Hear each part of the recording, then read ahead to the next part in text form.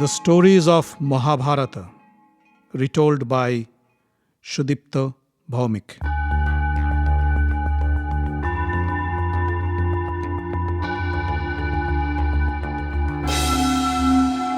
Welcome, dear friends, to another episode of the stories of Mahabharata. In the last episode, we heard the story of Ashtavakra and how he avenged his father's humiliation. We also heard the story of Narakasura and how Lord Vishnu saved the earth by taking the form of a boar.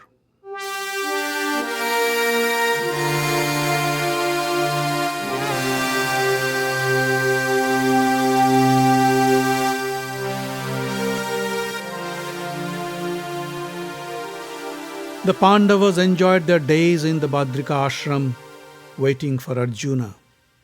The long-awaited rest helped Draupadi recover from the strain of the arduous trek. One day, while Draupadi was relaxing in the gardens of the Badrika ashram, a lotus flew in with the northeastern breeze.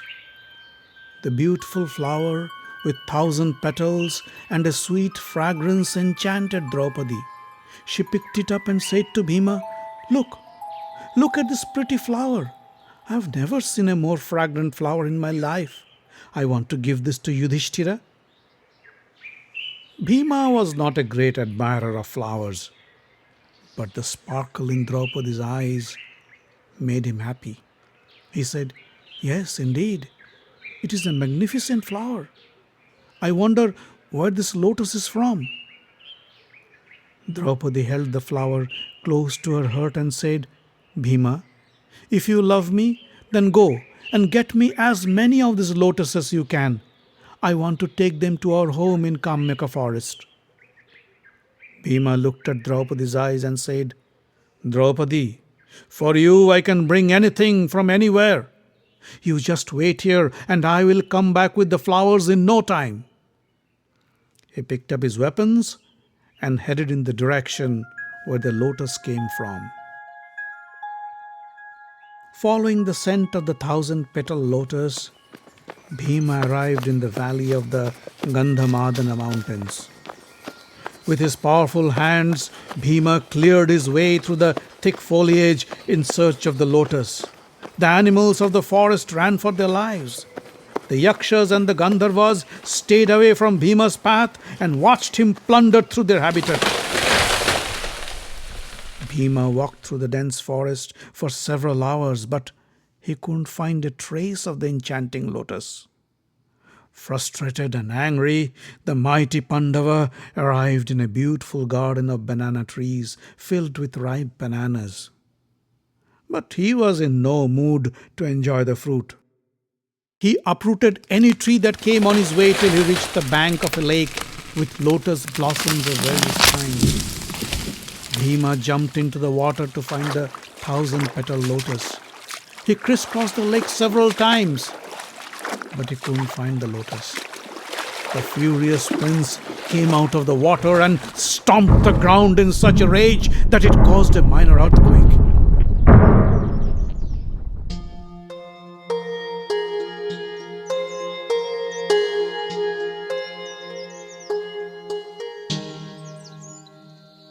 The great monkey Hanuman, the ardent devotee of Lord Rama, was spending his days in the banana garden. Hanuman and Bheema happened to be brothers since both were fathered by Pavana, the god of the winds. When Hanuman came to know that Bheema was in the vicinity, he decided to play a prank on him. He lay down on the narrow path through the banana trees and thrashed his tail on the ground. The sound of his tail reverberated through the mountains and gave Bheema the goosebumps.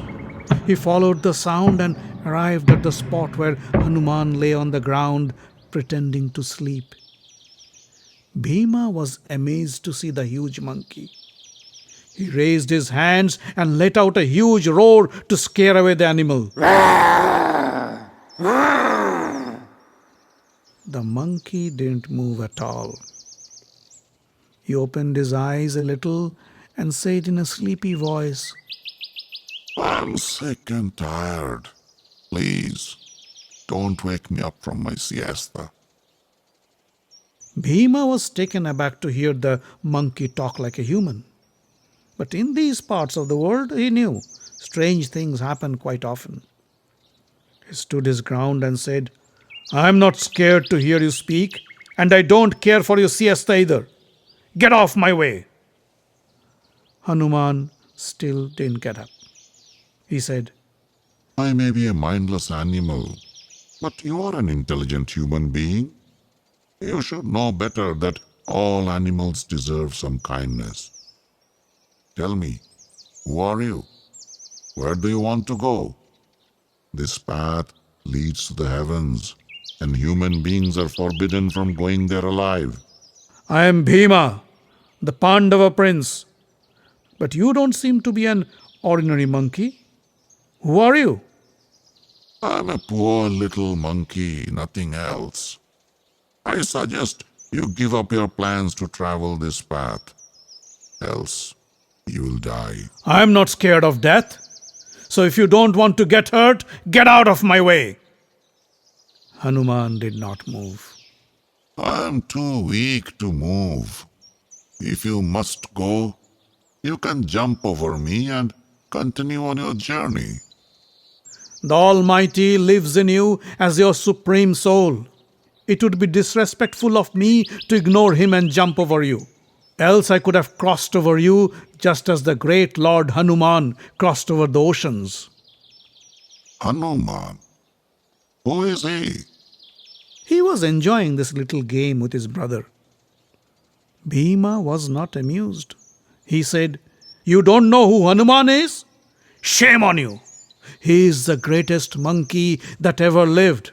He is Lord Rama's supreme devotee and is the most powerful and the most intelligent creature on the earth. And he is my brother. Pavana, the god of the winds, is our father. Trust me, I am as strong as my brother, and I can teach you a good lesson if you don't listen to me. I don't wish to fight you, but I am old and weak and I don't have the strength to get up.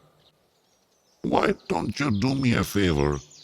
Lift my tail and put it aside to make your way.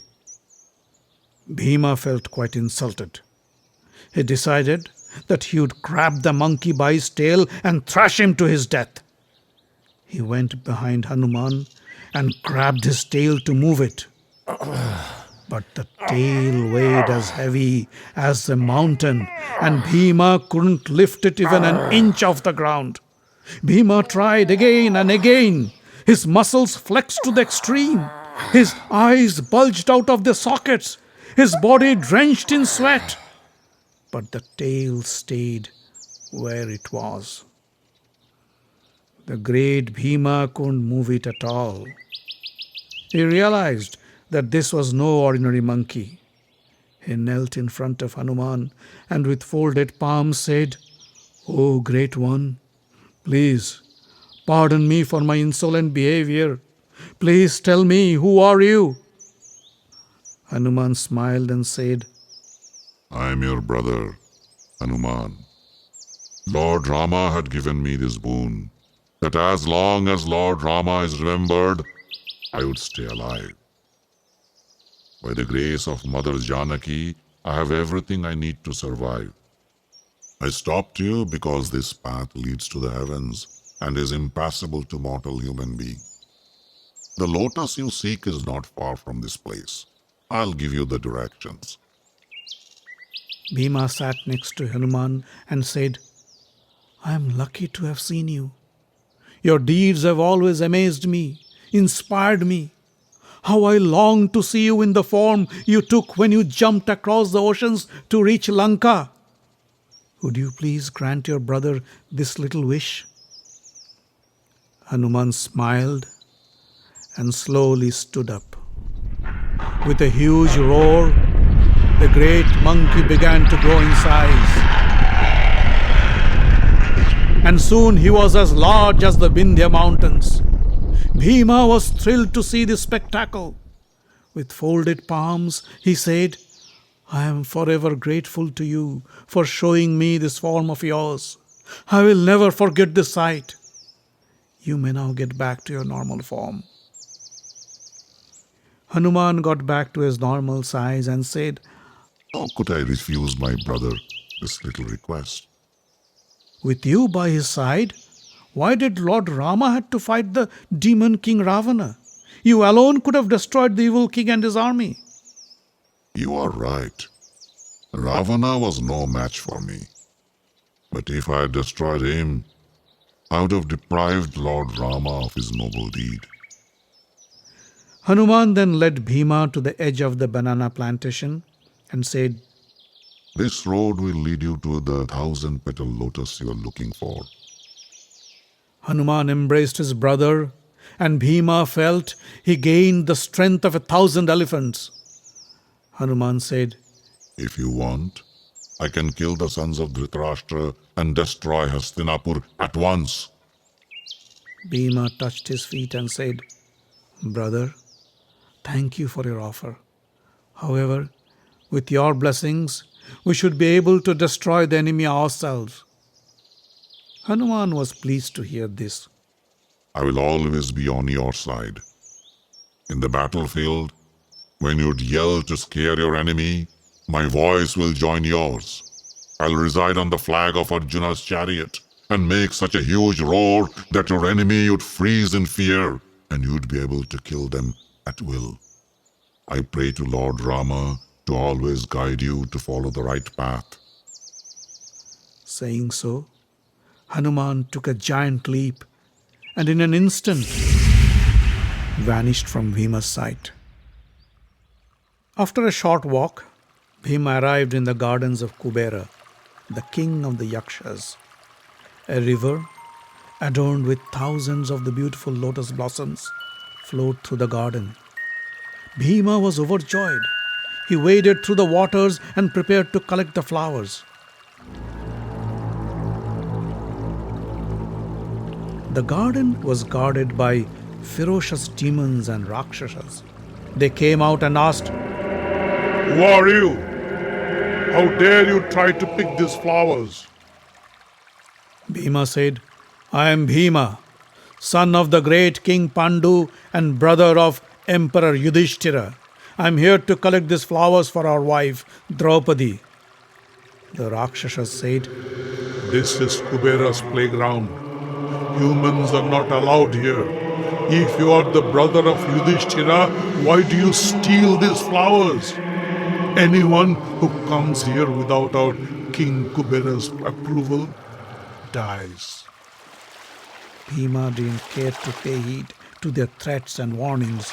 He waded through the water and began to pluck the flowers.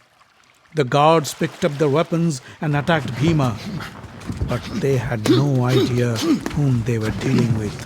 Within minutes, hundreds of Rakshasas died in Bheema's hands. Bheema crushed them with powerful blows of his mace.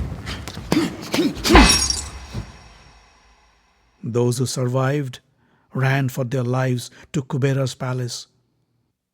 When Kubera heard of Bheema, he said, I know him, and I know he is collecting those flowers for the love of his life, Draupadi. Let him take as many lotuses he wants.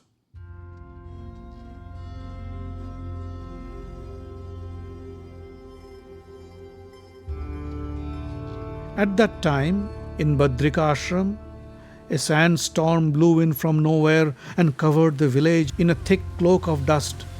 Meteor showers lit up the sky and scared the residents. Yudhishthira was worried for his family. He came to his brothers and asked, Where is Bheema?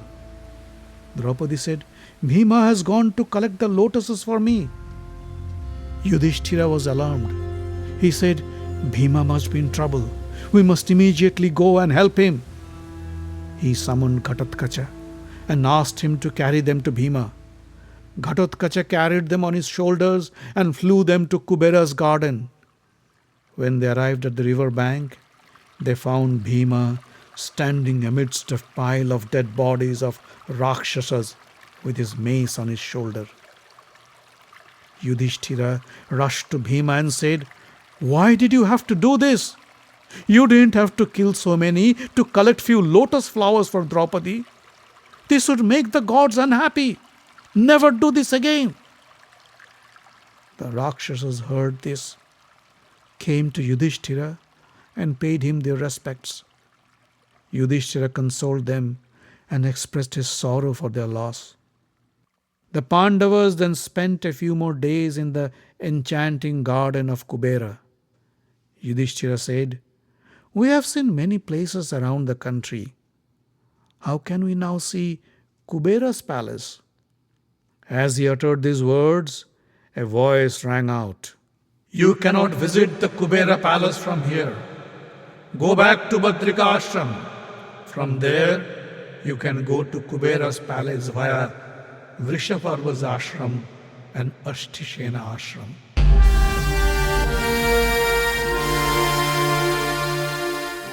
The Stories of Mahabharata is written, directed, and told by Shudipta Bhawmik. Audio engineering, original music, and sound design by Avi Ziv. Find us online at facebook.com/Mahabharata Podcast.